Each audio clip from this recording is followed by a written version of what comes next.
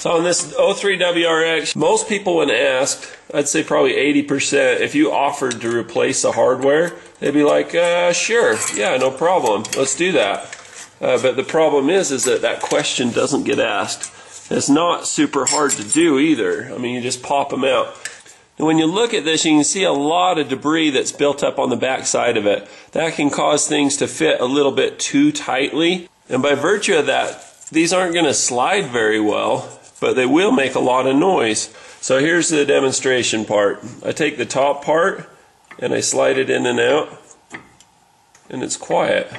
It's very quiet. Now bear in mind that you're always going in and out like that, and if there's any movement or whatever, or any vibration potential, I mean, it's just like a leg of a cricket on its wing or something. Just a teeny tiny little movement can make so much noise.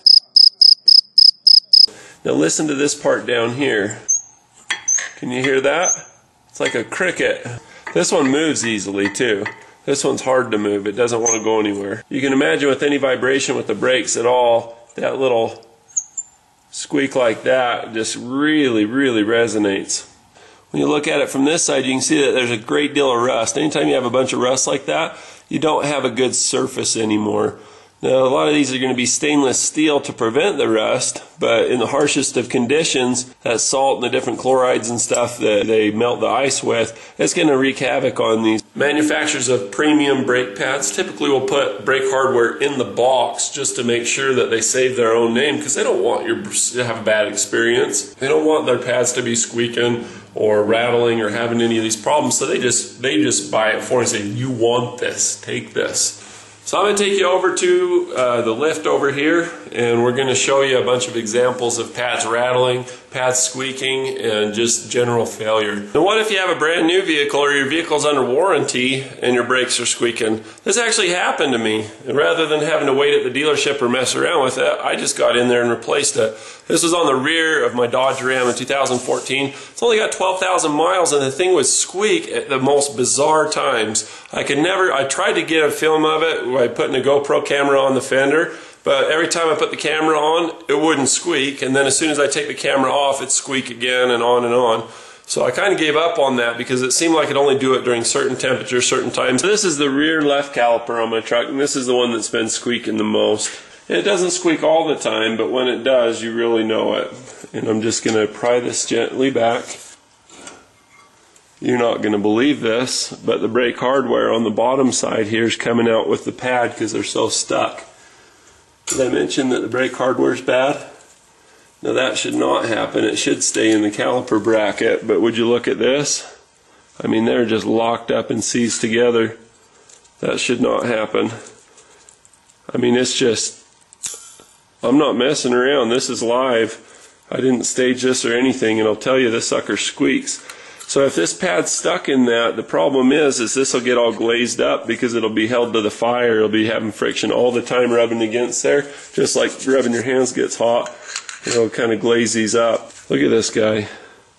You see how rusty and nasty that sucker is?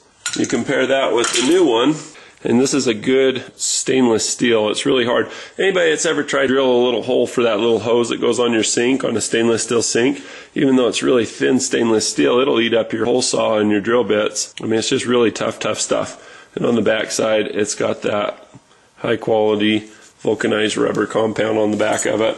So what I'm going to do is I'm going to pop this one off too. Get it up and out of the way. And then I'm just going to go through. You see all the dust and dirt and stuff coming out of this thing. So coming around to the back side where we had that problem, but you just get all that stuff off of there. I like to work the corners on each side, and then just take your new clip and you just hook in the one side that you see here, and then that'll hold it on the outside. So that one goes in first. Just get a little bit of a grip and just click it in there. Can you imagine how much better this is going to work when it's actually the pad clip here is able to do what it's supposed to do and allow that pad to move freely. Now on these ones, these new clips that I'm putting in, you'll notice that they're silver on this side. You can usually get away with that. I really like the black coated ones, the PTFE coating. These are my favorite. You don't always get these, but if it doesn't have it, you can always buy product and put it on there that has PTFE and ceramic solids and all that kind of stuff. Just make sure you're not using wheel bearing grease. Use something that has a heat rating of like 2,000 or 3,000 degrees. You can see this one took the brake hardware with it. This factory brake hardware is just garbage. And the funny thing is that a lot of times people will run it for a long time. Man, that's stuck. I can't get the thing to come off. I mean, it's supposed to slide freely, right? In and out. It's not. So, I mean, if your brakes are squeaky, I mean, these have, look how much life there is left on these.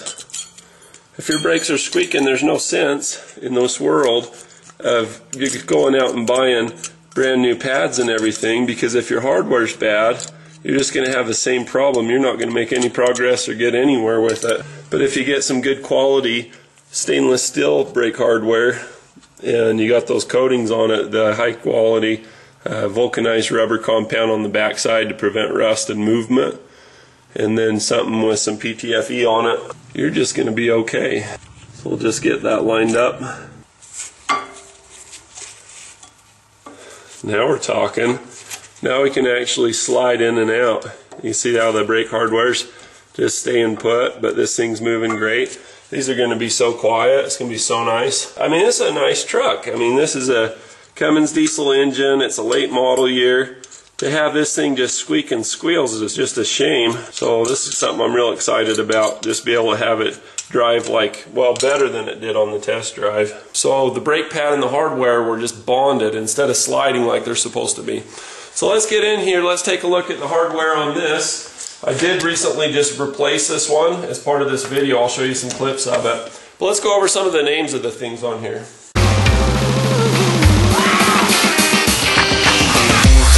I've actually seen several videos where people don't call them by the right name. I mess up sometimes, so I just figured this would be helpful.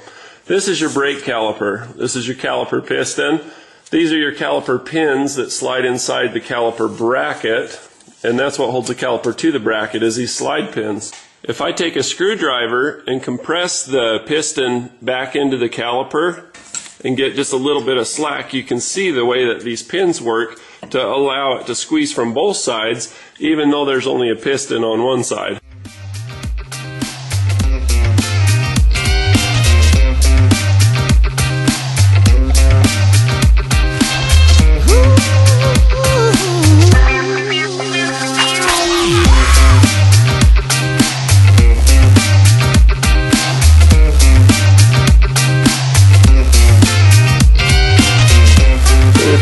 Caliper, we have to be careful.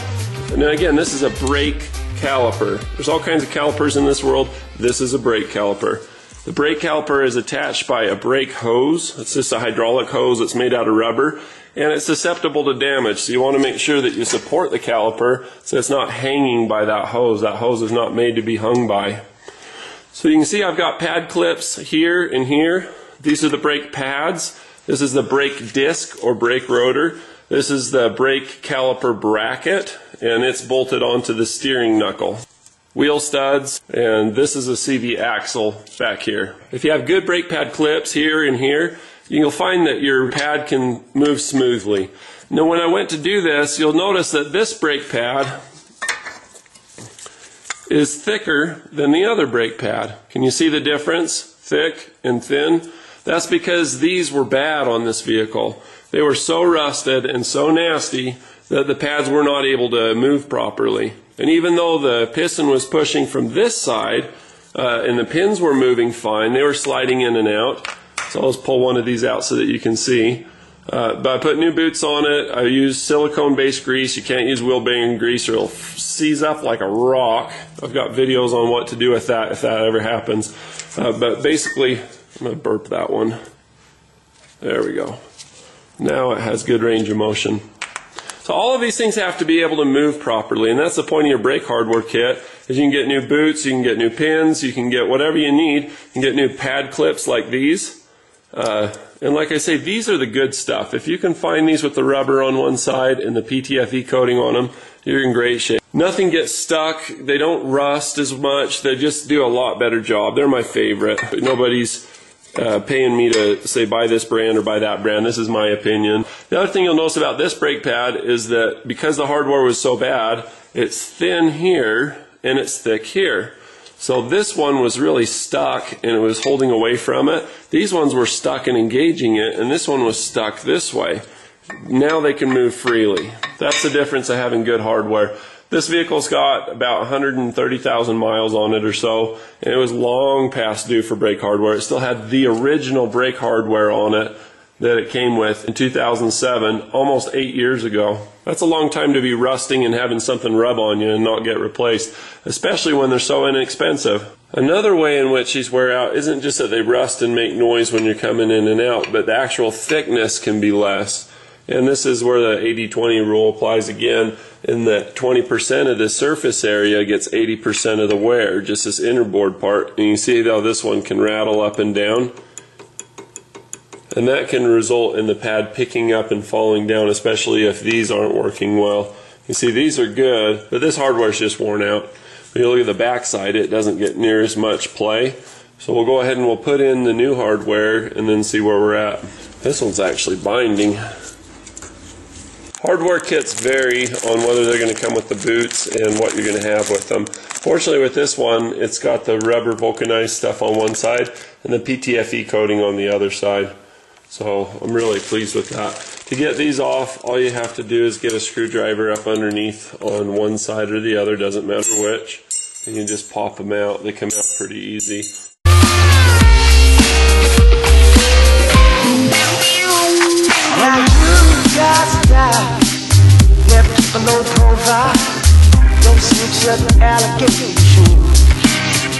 how that's holding better? It's not shifting up and down.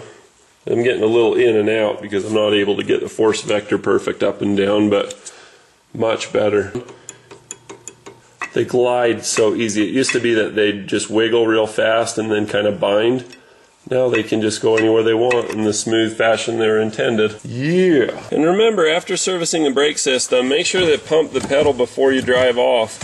If you replace your hardware or your brake pads and you don't pump them back tight, you'll find that you don't have brakes until you do pump them, and you may not have time. Brake pad clips, disc brake hardware, whatever you want to call it, people aren't using it. Only 20% of the people that are buying brakes, it should be higher than that, especially when you poll customers or if you have people that know what it is, what it costs, and ask, hey, do you want this? 80% would do it, but only 20% are getting it. So it's one of those things where if you want to be a great mechanic, it's just like basketball. You got to drill the basics.